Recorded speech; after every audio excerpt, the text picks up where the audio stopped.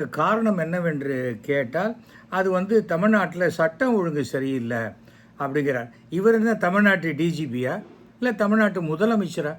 இவர் என்ன தமிழ்நாட்டினுடைய சட்டம் ஒழுங்கு சவுக்கால் அடிச்சுக்கிறது?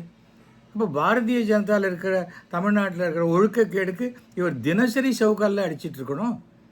எவ்வளவு பெண்கள் புகார்லாம் வந்தது, அதை பற்றியெல்லாம் கவலைப்படாமல் இவர் என்னமோ இது இந்த மாதிரியான ஒரு கேவலமான ஒரு கோமாளித்தனமான தலைவரை தமிழகம் இதுவரை பார்த்ததே கிடையாது. இந்த சவுக்கடியினால் இன்றைக்கி தமிழக பாரதிய ஜனதாவுக்கு ஒரு 10,000 ஓட்டு கையை விட்டு மெம்பர்ஸ் வெளில போயிருப்பாங்க. அதுதான் நடக்கும். ஏனென்றால் இப்படிப்பட்ட ஒரு கேவலமான அரசியல் செய்யக்கூடிய ஒரு தலைவனை இதுவரைக்கும் தமிழ்நாடு அரசியல் பார்த்ததே கிடையாது. செருப்பு போட்டுக்கல அப்படிங்கிறார். இனிமேல் வாழ்க்கையில் ஒரு செருப்பே போட்டுக்க முடியாது. செருப்பு தான் போட்டுக்கலையே, எதுக்கு ஷூவை கையில் எடுத்துன்னு போகிறீங்க?